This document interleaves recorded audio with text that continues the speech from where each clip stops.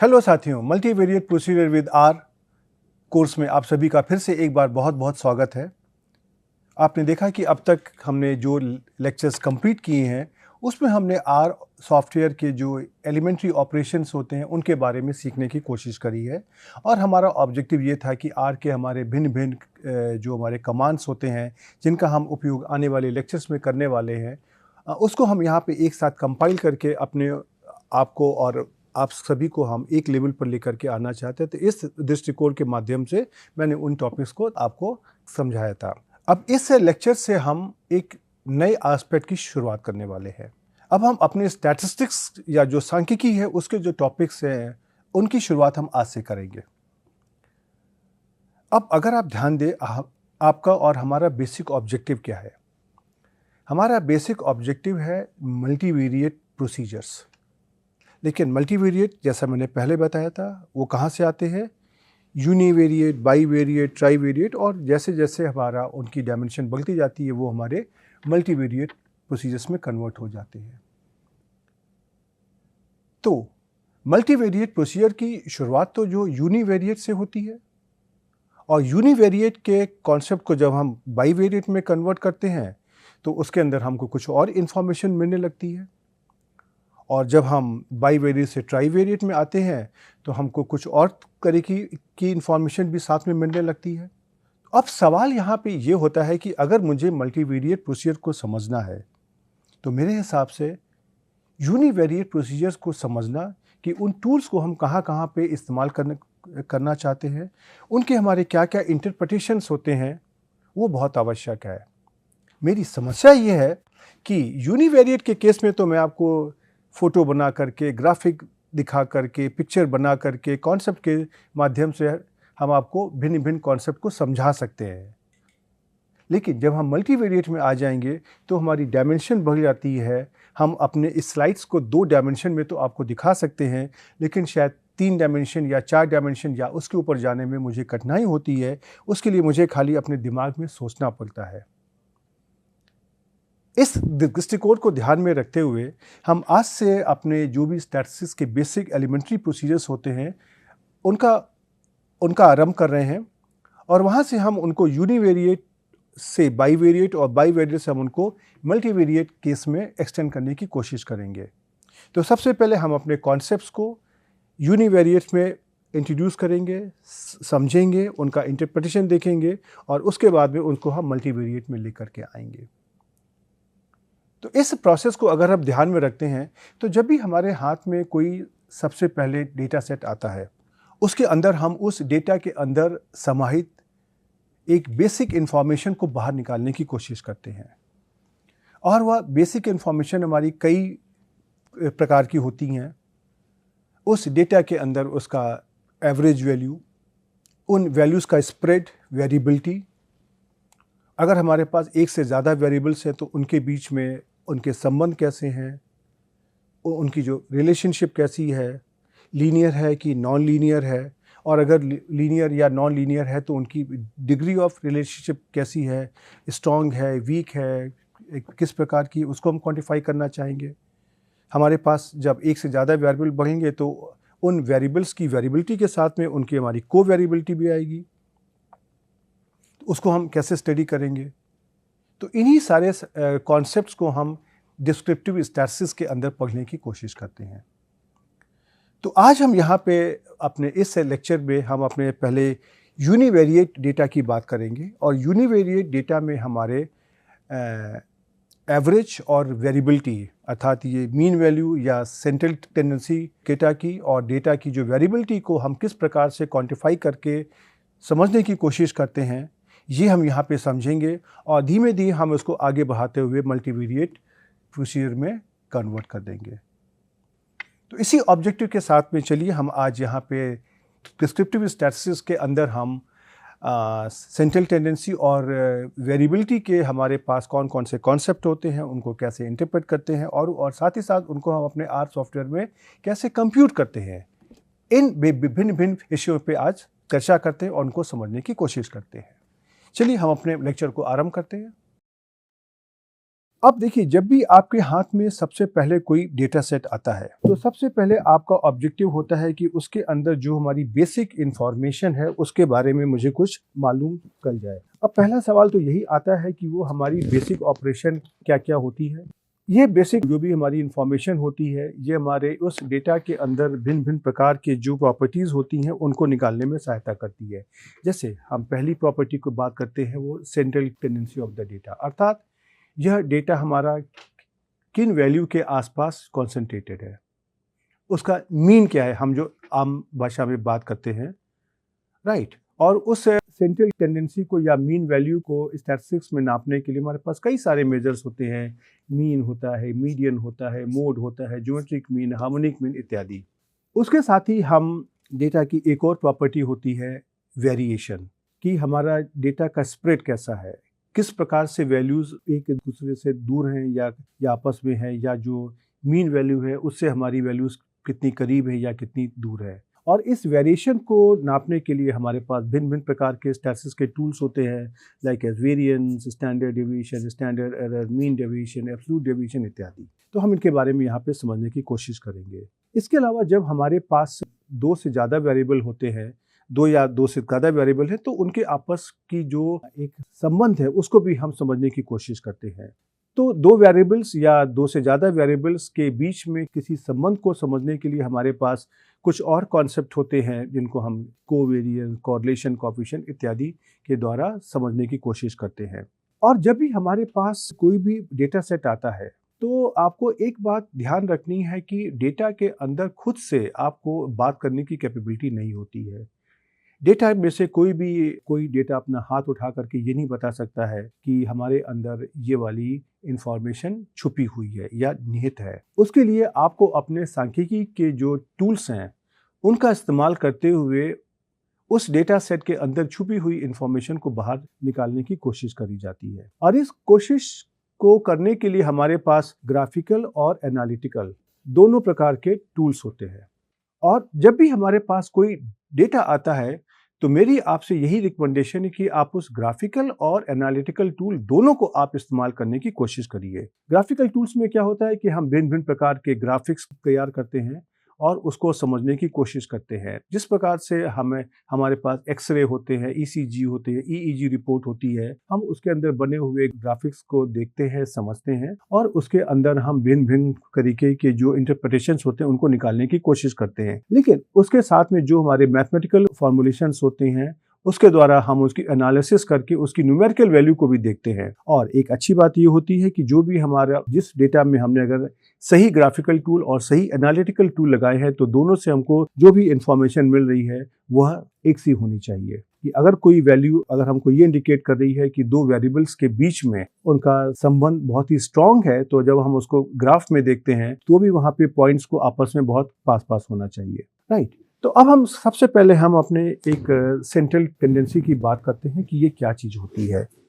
अब देखिए, central tendency में अगर हम बात करते हैं तो जैसे कि आप लोगों ने देखा है कि क्लास में जब भी कभी स्टूडेंट्स को नंबर बांटे जाते हैं तो यूजुअली स्टूडेंट्स का पहला सवाल होता है कि सर क्लास एवरेज क्या है।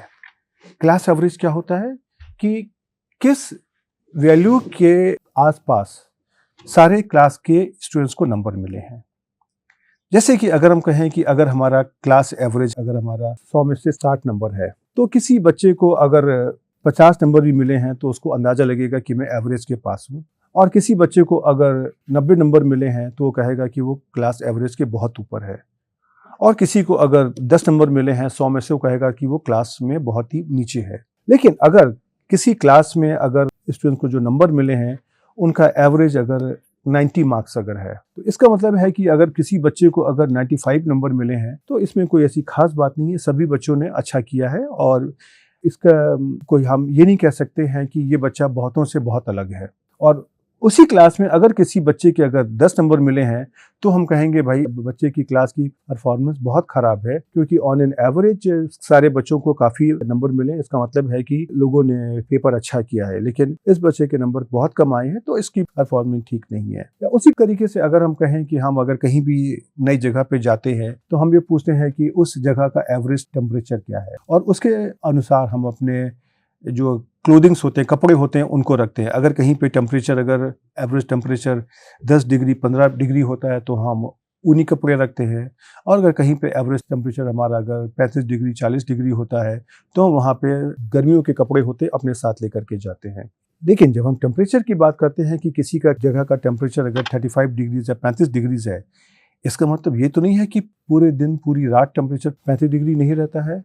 कभी किसी टाइम पे 32 डिग्री भी होता है, कभी 33 डिग्री भी होता है, कभी 37 डिग्री भी होता है, कभी 38 डिग्री भी होगा। लेकिन उतनी सारी वैल्यूज को अगर हम समझने की कोशिश करेंगे तो आम आदमी के लिए समझना बहुत कठिन हो जाएगा। इसलिए आम आदमी की भाषा में हम उसको एक वैल्यू बताने की कोशिश करते हैं और उसके द्वारा हम इसका इंटरप्रिटेशन करने की कोशिश करते हैं। तो इसलिए ये जो सेंट्रल टेंडेंसी हमारी होती है, ये हमारे लिए बहुत इंपॉर्टेंट होती है समझने के लिए। और जब भी हमारे पास नया डेटा आता है तो सबसे पहले हम उस डेटा की सेंट्रल टेंडेंसी को हम निकालने की कोशिश करते हैं, राइट। तो अब अगर हम बात करते हैं तो इस सेंट्रल टेंडेंसी को नापने के लिए हमारे पास कई सारे टूल्स होते हैं, और ये हमको बेसिक आइडिया देता है कि हमारे जो डेटा है किस वैल्यू के आसपास क्लस्टर्ड है। अगर हम इसको हम ग्राफिकली कहें, अगर हम कि एक हमारा डेटा मान ली अगर उसको हम प्लॉट करते हैं, वो इस तरीके का देता है, तो इसका मतलब है कि ये इस पॉइंट के आसपास क्लस्टर्ड है। लेकिन इसी में अगर हमारा एक और डेटा अगर होता है, जो डेटा हमारा इस तरीके का है,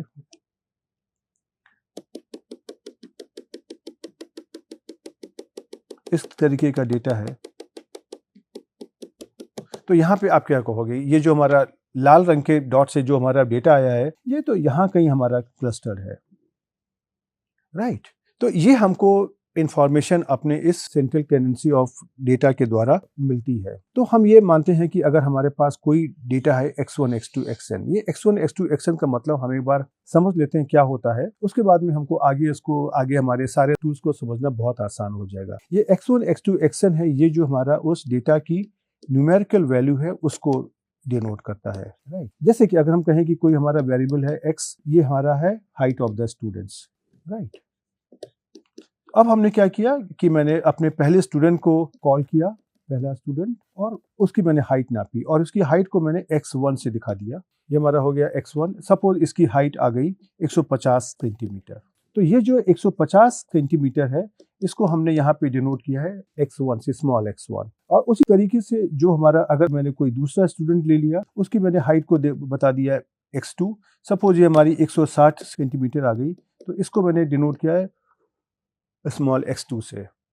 तो अगर हम कहते हैं कि ये स्मॉल x1 x2 xn ये क्या है, तो हम कहते हैं अगर हमारा कोई वेरिएबल सपोज ये हाइट, तो ये n स्टूडेंट्स की हाइट है, ये उनकी न्यूमेरिकल वैल्यूज है। तो इन सभी न्यूमेरिकल वैल्यूज को हमने अपने एक डेटा वेक्टर के अंदर कलेक्ट कर लिया है।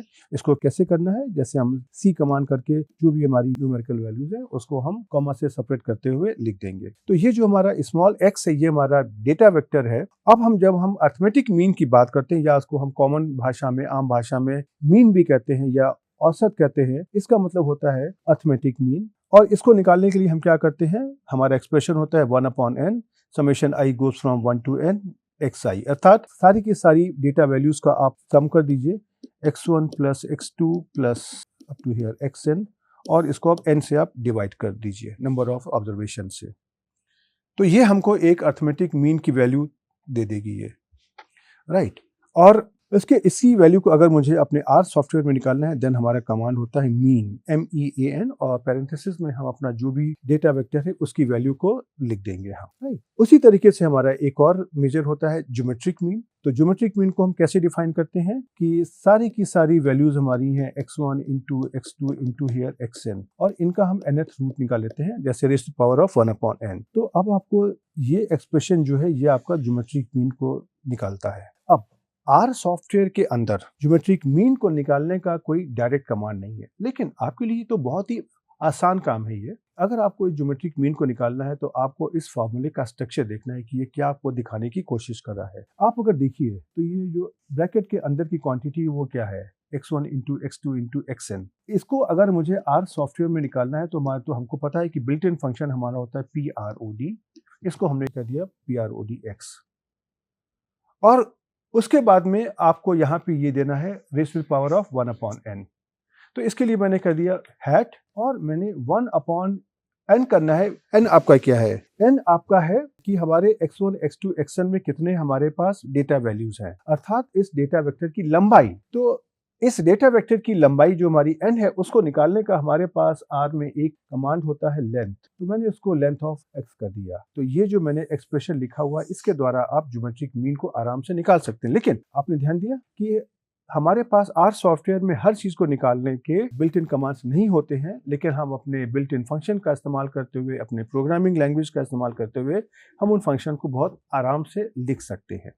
ओके, नाउ ऐसी अगर हम मान लीजिए हार्मोनिक मीन की बात करते हैं, तो हार्मोनिक मीन का जो हमारा एक्सप्रेशन क्या होता है, n upon summation i goes from 1 to n 1 upon xi।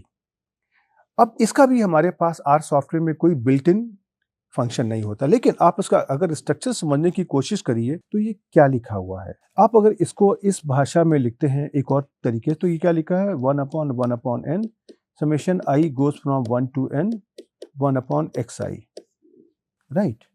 तो अब अगर आप देखिए ये जो डिनोमिनेटर में वैल्यू लिखी हुई है, ये क्या लिखी है, 1 upon arithmetic mean of 1 upon x1 1 upon x2 up to here 1 upon xn, ये तो लिखा हुआ है।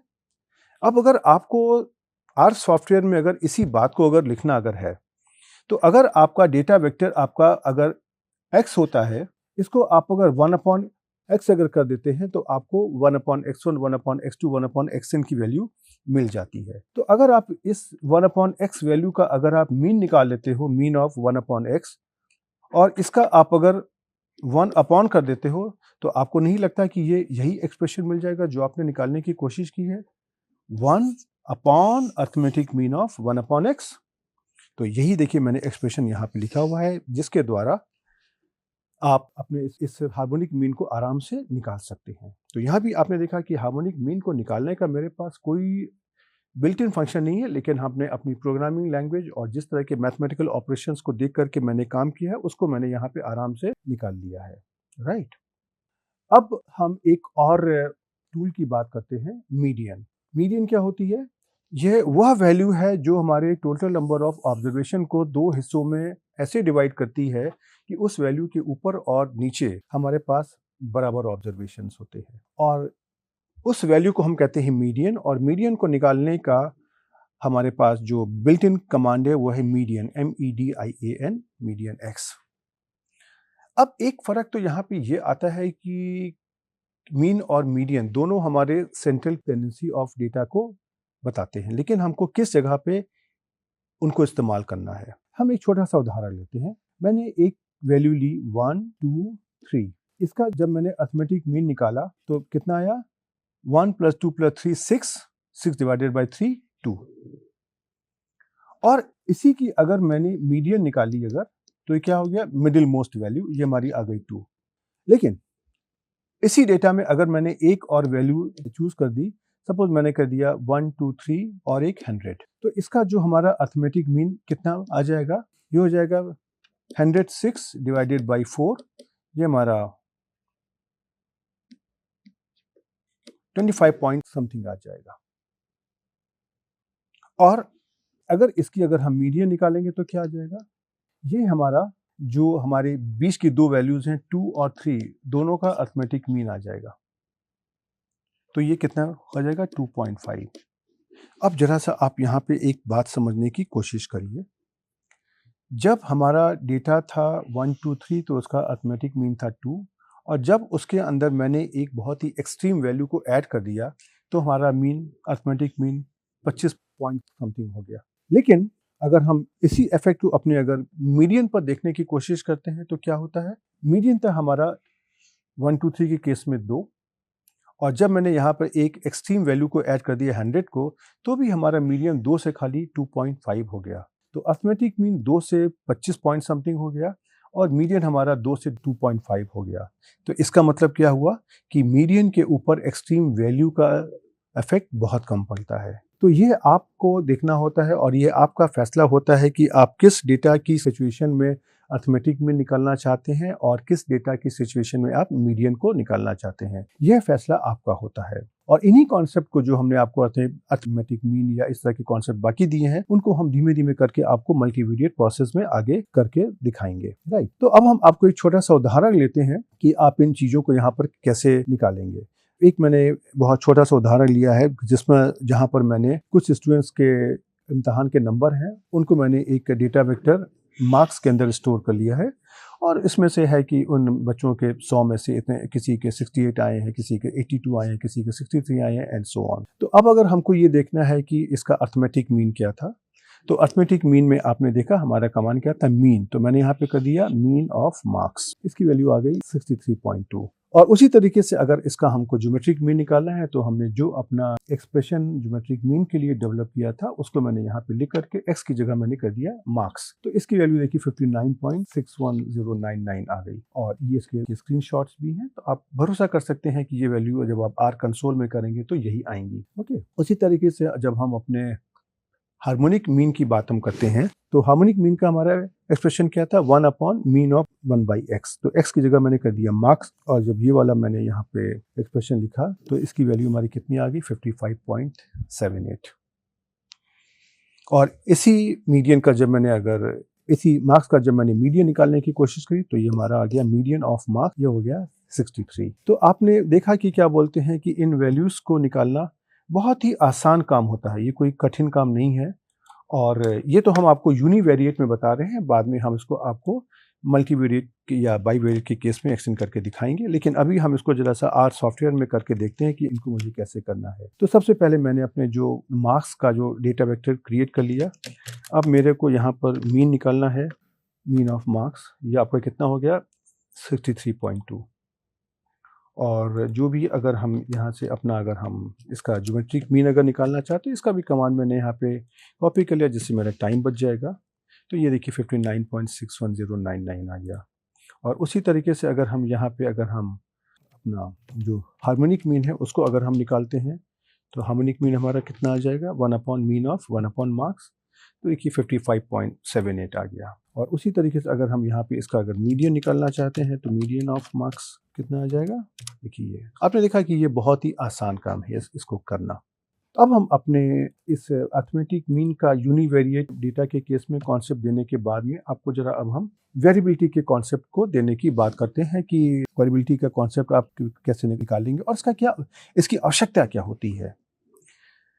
ओके, हम एक छोटा सा उदाहरण लेते हैं और उसके द्वारा हम आपको कुछ दिखाने की कोशिश करते हैं और अंत में जब हम लेक्चर समाप्त करेंगे देन आपको हम इस सवाल का जवाब भी देंगे। तो जो वेरिएबिलिटी हमारी होती है, ये हमारा उस डेटा का जो स्प्रेड है या उसका स्कैटर्डनेस है कि किसी पॉइंट के आसपास, उसके बारे में हमको बताने की कोशिश करती है। जैसे कि अगर हम कहें कि अगर आपसे पूछा जाए कि आपको अपने हॉस्टल से या घर से कॉलेज तक जाने में कितना समय लगता है, किसी ने कहा कि मुझको 15 मिनट से 20 मिनट का समय लगता है और किसी दूसरे स्टूडेंट ने कहा कि हमको 2 मिनट से लेकर के 40 मिनट तक का समय लगता है।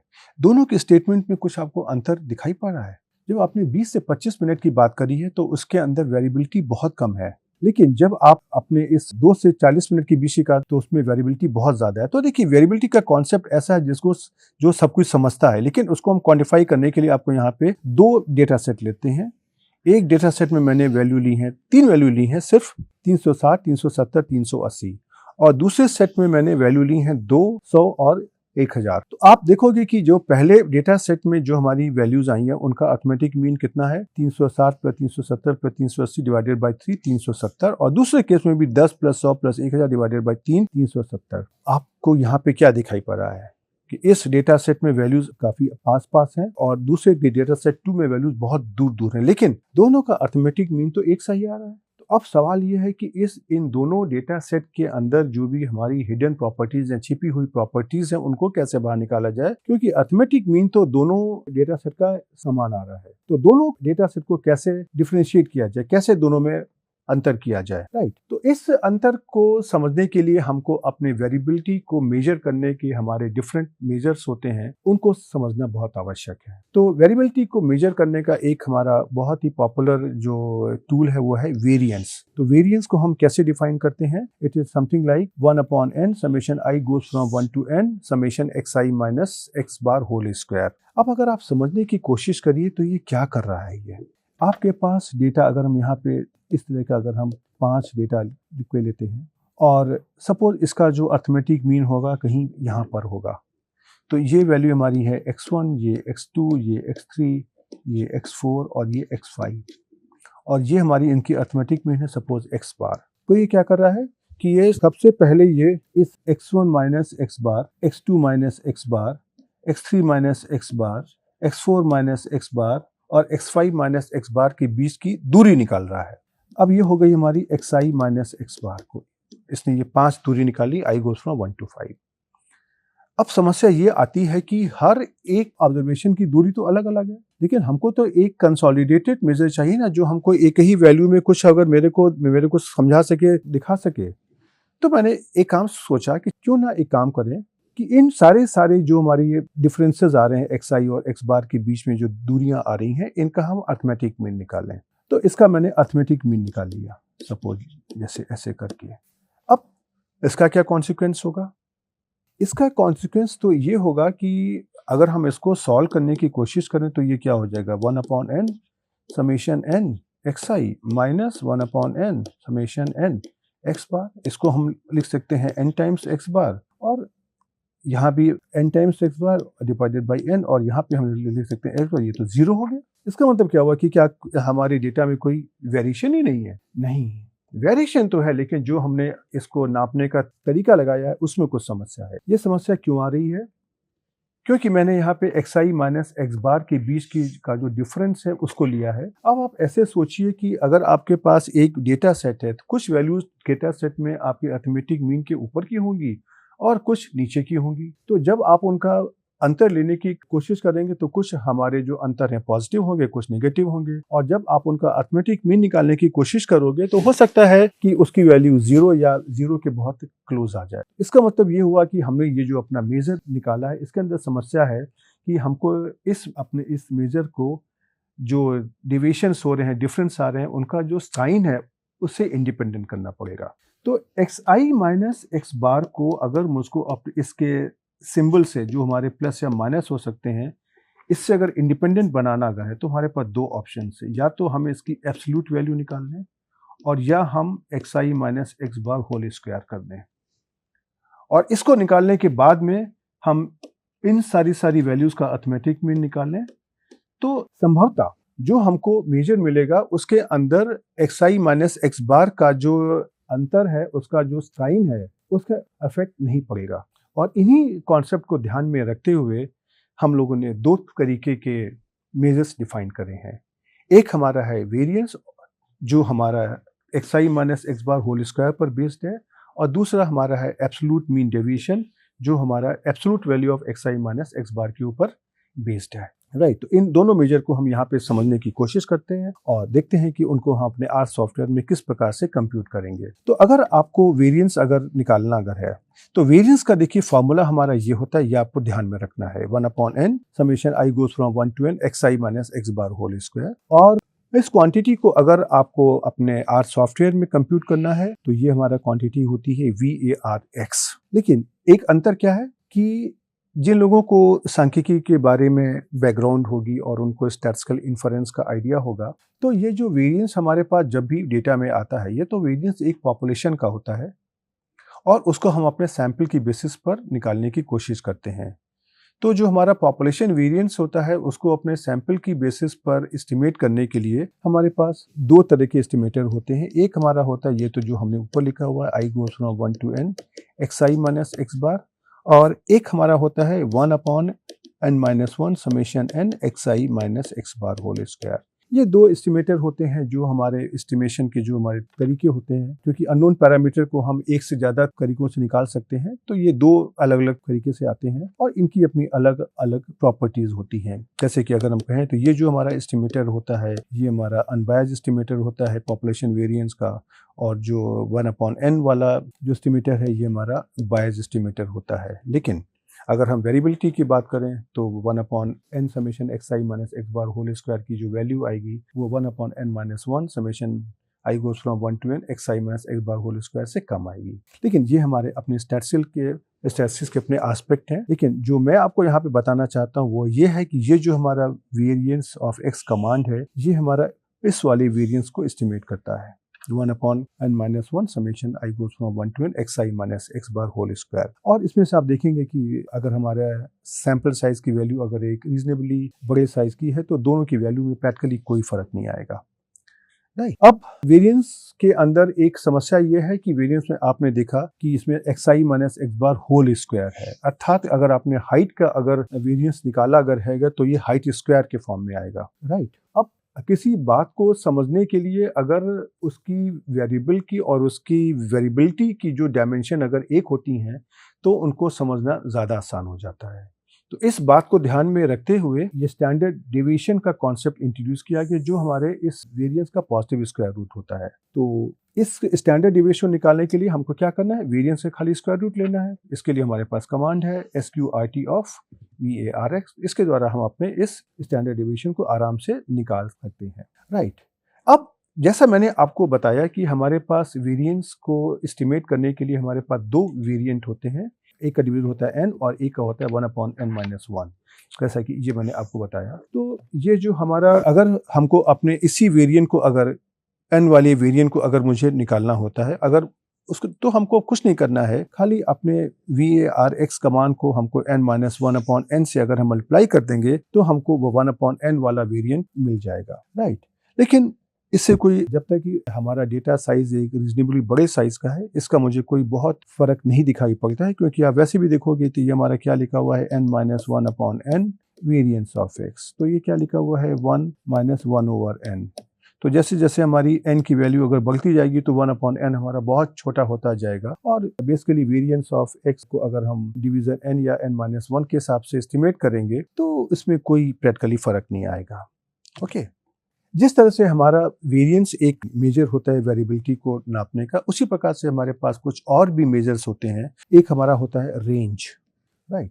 रेंज क्या होती है, ये हमारी उस डेटा की जो मैक्सिमम वैल्यू है और उस डेटा की जो मिनिमम वैल्यू है दोनों का डिफरेंस होता है, maximum value minus minimum value, right. आपको एक बात का यहाँ पे ध्यान रखना है कि अगर हमने जैसे मीन के लिए मीन कमांड यूज़ किया, मीडियन के लिए मीडियन कमांड यूज़ किया, उसी तरीके से अगर हम रेंज कमांड भी यूज़ करेंगे, रेंज ऑफ x, तो ये भी हमारा एक वैलिड कमांड है। लेकिन ये जो रेंज है ये हमको मैक्सिमम और मिनिमम वैल्यू का अंतर नहीं देखा, ये हमको मैक्सिमम वैल्यू और मिनिमम वैल्यू दोनों को बता देगा। तो बेसिकली हम जो यहाँ पे बात कर रहे हैं वो हम स्टैटिस्टिकल रेंज की बात कर रहे हैं, उसके लिए हमारा कोई बिल्ट इन फंक्शन नहीं, लेकिन उसको निकालना बहुत आसान काम है कि आपने मैक्सिमम वैल्यू को निकाल लिया मैक्स कमांड से और मिनिमम वैल्यू को निकाल लिया मिन कमांड से और दोनों को सबट्रैक्ट कर दिया। तो ये बात आपको ध्यान में रखना है, राइट। ऐसे ही हमारा एक और अगला हमारा मेजर है जिसको हम बोलते हैं इंटर क्वार्टाइल रेंज। जैसे कि कोई भी अगर हमारा डेटा है उसको अगर हम प्लॉट करते हैं, उसका कर्व अगर इस तरीके का आता है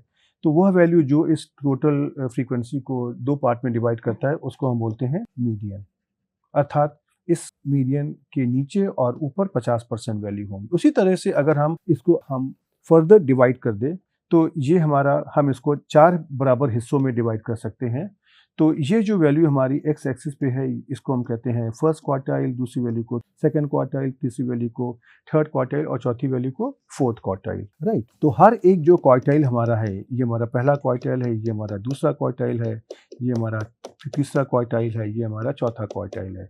हर एक क्वार्टाइल हमारा 25% वैल्यू को कंटेन करता है।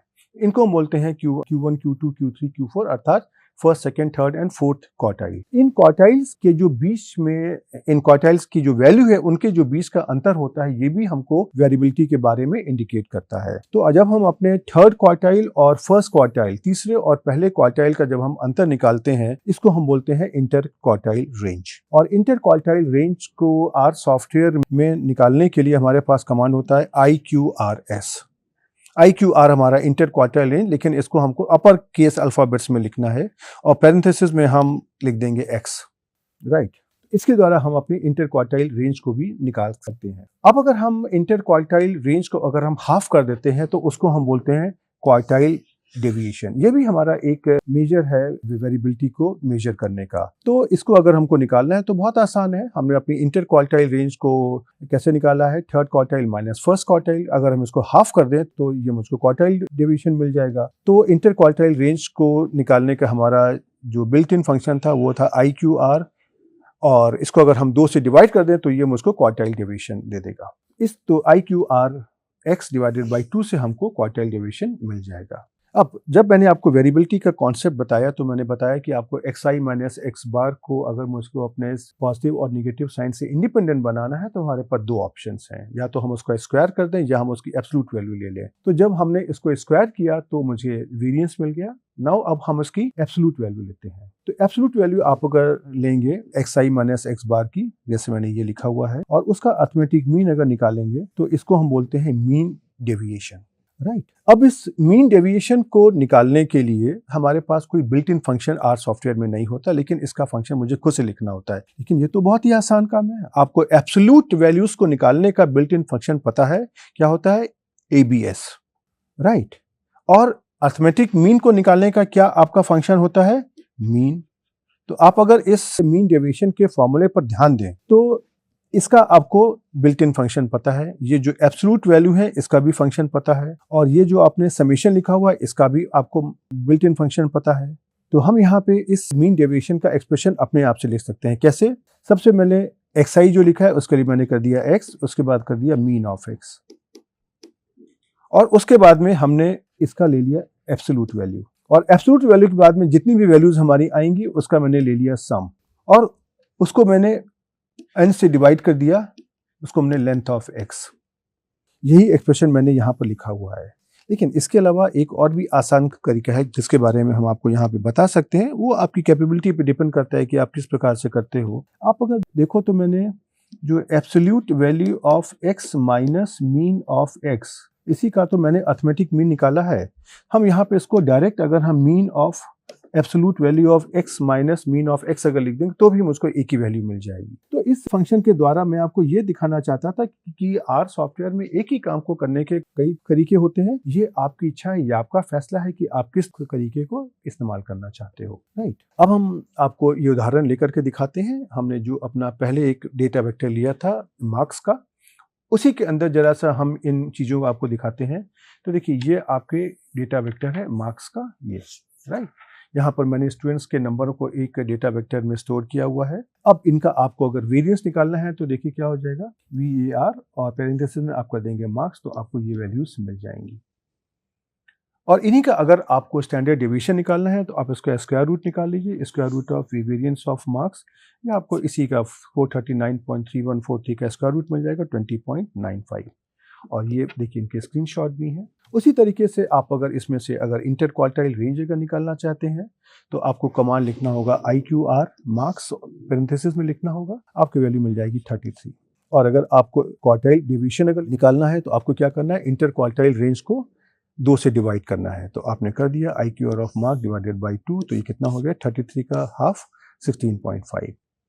अगर आपको उसका मीन डेविएशन निकालना है तो जो मैंने आपको एक्सप्रेशन अभी सिखाया, आप उसी में x की जगह मार्क्स कर दीजिए और आपको देखिए ये वाली वैल्यूज मिल जाएंगी, राइट। अब इन चीज़ों को मैं आपको सबसे पहले तो मैं आपको आर सॉफ्टवेयर में करके दिखाने की कोशिश करता हूँ। तो देखिए इसमें हम लोगों ने मार्क्स को पहले से एंटर किया हुआ है, ये आपके मार्क्स। इसका अगर मुझे वेरिएंस निकालना है, वेरिएंस ऑफ मार्क्स देखिए कितना आ गया, ये आ गया। अब इसी का अगर मेरे को अगर स्क्वायर रूट निकालना है तो मैंने यहाँ पे स्क्वायर रूट फंक्शन को लिख दिया, ये आपको इसका स्टैंडर्ड डेविएशन है, ये आपको पता चल गया। कि तीसरा आपको निकालना था इंटर क्वार्टाइल रेंज, तो आपने कर दिया IQR मार्क्स, तो देखिए ये आपको मिल गया। और अगर इंटर क्वार्टाइल मार्क्स को अगर आपने 2 से डिवाइड कर दिया तो आपको क्वार्टाइल डेविएशन मिल गया। अब मैं आपको यहाँ पे एक चीज़ और मैं दिखाता हूँ। IQR आपने देखा कि ये हमने अपर केस अल्फ़ाबेट्स में लिखा हुआ है। अगर मैंने इसको IQR अगर ऐसे अगर लिख दिया मार्क्स, तो देखिए क्या होता है। आपको बोलेगा इसको नहीं समझ में आया कि IQR फंक्शन क्या होता है। यही बात मैंने आपको पहले बताई भी थी कि आपका जो R सॉफ्टवेयर होता है ये आपका केस सेंसिटिव होता है, कि जो लोअर केस अल्फ़ाबेट्स हैं उनको लोअर और अपर केस अल्फ़ाबेट्स को अपर की तरीके से ही आपको लिखना पड़ेगा, राइट। अब इसका जब मैंने एब्सोल्यूट मीन डेविएशन निकाला तो देखिए इस एक्सप्रेशन में ये इसकी वैल्यू आ गई, राइट।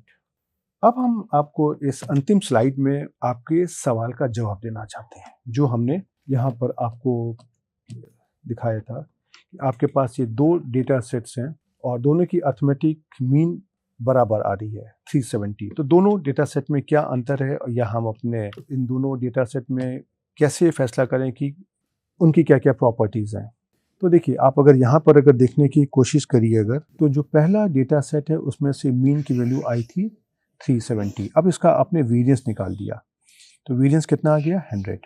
लेकिन जब आपने अपने दूसरे डेटा सेट की बात करी तो इसका भी मीन आया था 370, पहले डेटा सेट के बराबर। लेकिन जब आपने इसका वेरिएंस निकाला तो कितना आ गया 299700। आप देख सकते हैं कि दूसरे डेटा सेट का जो वेरिएशन है बहुत ज़्यादा है। और अगर आप इसको अगर ग्राफिकली भी प्लॉट करना चाहें अगर, तो आपको नहीं लगता है कि अगर हम एक स्केल पे अगर हम प्लॉट करें तो ये यहाँ पे 360 आ जाएगा, तो यहाँ पे 370 आ जाएगा, यहाँ पे 380 आ जाएगा। तीनों वैल्यूज़ बहुत क्लोज हैं। लेकिन अगर हम ये 10 कहीं पे 10 कहीं पे 100 और कहीं पे यहाँ पे बहुत आगे जा कर के कहीं पर 1000 होगा, एक वैल्यू यहाँ है, एक वैल्यू यहाँ है, एक वैल्यू बहुत आगे है, तो इसका आपको स्प्रेड देखिए दिखाई पड़ रहा है। यहाँ पर वैल्यूज़ आपस में बहुत क्लोजेस हैं पहले डेटा सेट में, और दूसरे डेटा सेट में वैल्यूज़ के बीच में बहुत ज़्यादा दूरी है। इसी को तो हम कहते हैं वेरिएबिलिटी। और इसी वेरिएबिलिटी को हमने अपने इस सांख्यिकी के जो टूल्स होते हैं उसके द्वारा कैप्चर करने की कोशिश करी है। तो अब अगर आप इसमें इस मीन और वेरिएबिलिटी के कॉन्सेप्ट को अगर आप सोचने की कोशिश करिए तो आपने किया क्या। आपके पास एक डेटा सेट आता है, उस डेटा सेट में क्या है, सिर्फ खाली न्यूमेरिकल वैल्यूज हैं। डेटा सेट अपनी ओर से आपको नहीं बता पा रहा है हाथ खड़ा करके कि मेरी अर्थमेटिक मीन इतनी है या मेरी वेरिएबिलिटी इतनी है या इतनी है। ये सिर्फ आप ही हैं जिनको उस डेटा सेट में से इस छुपी हुई इंफॉर्मेशन को बाहर निकालना है। जैसे उदाहरण के लिए आपके पास ये दोनों डेटा सेट आ गए, डेटा सेट 1 और डेटा सेट 2। दोनों की अर्थमेटिक मीन भी बराबर है, आपने देख लिया। लेकिन डेटा अभी तो कुछ नहीं बोला है। डेटा ने कभी आपसे नहीं कहा कि हम 2 डेटा सेट्स में क्या अंतर है। ये सिर्फ आपने अपना सांख्यिकी का टूल लगाया, आपने कहा कि ओके दोनों की अर्थमेटिक वैल्यू बराबर है, लेकिन क्या इससे मुझको सफिशिएंट इंफॉर्मेशन मिल रही है कि हम दोनों डेटा सेट को डिफरेंशिएट कर सकते हैं। उत्तर आया नहीं, क्योंकि हमको आंख से दिखाई पड़ रहा है कि ये दोनों डेटा सेट तो बहुत अलग हैं। उसके लिए फिर हमने इसमें अपना वेरिएबिलिटी का कॉन्सेप्ट लगाया और मैंने वेरिएंस निकाला, और उसके द्वारा मुझे पता चल गया कि दूसरे डेटा सेट की वेरिएबिलिटी बहुत ज़्यादा है और पहले डेटा सेट की वेरिएबिलिटी बहुत कम है। इसका मतलब दोनों डेटा सेट बहुत अलग है और दोनों की अपनी अपनी अलग अलग प्रॉपर्टीज हैं। दोनों डेटा सेट सेम नहीं है, जबकि उनकी अर्थमेटिक वैल्यू हमारी बराबर है। तो यहाँ पे इस लेक्चर में मैंने आपको सेंट्रल टेंडेंसी और वेरिएबिलिटी के बारे में एक एक अर्थात यूनिवेरिएट डेटा के अंदर ये कॉन्सेप्ट दे दिया। अब जब हम आगे मल्टीवेरिएट में आएंगे तो आपके पास एक से ज़्यादा वेरिएबल होंगे। जैसे मैंने यहाँ पे खाली एक ही वेरिएबल लिया है मार्क्स, लेकिन अगर हम एक और डेटा सेट लेते हैं जहाँ पे हमारी स्टूडेंट्स की हाइट होगी, वेट होगा, एज होगा, तो तीनों का अपना अर्थमेटिक मीन होगा, तीनों के अपने वेरिएंसेस होंगे या वेरिएबिलिटी के मेजर्स होंगे, और साथ में उनके आपस में एक जो सहसंबंध होगा कि एक वेरिएबल अगले वेरिएबल को कैसे अफेक्ट कर रहा है, इसके बारे में भी हमको इंफॉर्मेशन निकालना पड़ेगा। तो इसीलिए हमने आज ये बैकग्राउंड को तैयार करने की कोशिश करी है कि जब हम आपको मल्टीवेरिएट सेटअप में ये कॉन्सेप्ट बताएंगे, देन शायद हर एक वैल्यू को एक ग्राफिक बना करके, पिक्चर बना करके समझाना मेरे लिए बहुत कठिन होगा, लेकिन उस वक्त मैं आपकी सहायता चाहूँगा कि जो कॉन्सेप्ट मैंने यहाँ पे आपको समझाए हैं, इन्हीं कॉन्सेप्ट को आप अपने दिमाग के अंदर एक्सटेंड करने की कोशिश करिए और यूनिवेरिएट से मल्टीवेरिएट डायरेक्शन में सोचने की कोशिश करिए। क्योंकि मल्टीवेरिएट में सब कुछ आपको दिमाग में ही सोचना है कि किस चीज़ को कैसे दिखाई पड़ेगी। हम अपनी आंखों से भी खाली 3 डायमेंशन तक ही देख सकते हैं। 4 डायमेंशन, 5 डायमेंशन या कोई भी डायमेंशन है उसको हम अपने कॉपी पर ड्रॉ नहीं कर सकते हैं। कोई भी ग्राफिक के थ्रू हम उसको ड्रॉ नहीं कर सकते हैं। ईश्वर ने हमको खाली 3 डायमेंशन में देखने की कैपेबिलिटी दी है, लेकिन साथ में दिमाग दिया है जहाँ से हम अपने मल्टीवेरिएट डायमेंशन को देख सकते हैं। इसलिए अब हम आपसे रिक्वेस्ट करेंगे, आप कुछ छोटे-छोटे डेटा सेट लीजिए और उसके अंदर अपनी वैल्यूज़ को खुद से डालिए। कुछ पास वैल्यूज़ होंगी, कुछ दूर की वैल्यूज़ होंगी और उसमें से आप अपने अरिथमेटिक मीन और या जो सेंट्रल टेंडेंसी और वेरिएशन को मेजर करने के लिए हमने डिफरेंट तरीके के टूल्स लगाए हैं, उनको लगाइए और उनकी न्यूमेरिकल वैल्यू से देखने की कोशिश करिए कि दोनों के डेटा सेट में क्या अंतर आ रहा है। एक सवाल ये भी आ सकता है कि अगर आपको एक ही डेटा सेट है, उसमें से वेरिएबिलिटी के लिए आपको कौन सा मेजर लगाना चाहिए, आपको सेंट्रल टेंडेंसी को देखने के लिए कौन सा मेजर लगाना चाहिए। तो ये डेटा की प्रॉपर्टीज पर डिपेंड करता है। जैसे कि अगर किसी डेटा में कोई एक वैल्यू 0 है, कि आप वहाँ पे ज्योमेट्रिक मीन लगाना चाहेंगे? उत्तर है नहीं, क्योंकि जैसे ही आपने सारी वैल्यूज में से एक वैल्यू को 0 किया, उनका मल्टीप्लिकेशन 0 हो जाएगा। उसी तरीके से आप एक ही डेटा सेट लीजिए और उसके अंदर हमने आपको जो भी वेरिएबिलिटी के डिफरेंट तरीके के टूल्स बताए हैं, उनको लगाइए और देखिए कि उनकी वैल्यूज में कैसे परिवर्तन आ रहा है। अपने डेटा सेट को चेंज करिए, उसमें से कोई एक्सट्रीम वैल्यूज डालिए और फिर देखिए कि जब भी आप कभी किसी मेजर की बात करते हैं, जब एक्सट्रीम वैल्यू होती है और नहीं होती है, तो उनके मेजर्स में क्या फ़र्क आता है। इस तरह के एक्सपेरिमेंट आप स्वयं कर सकते हैं।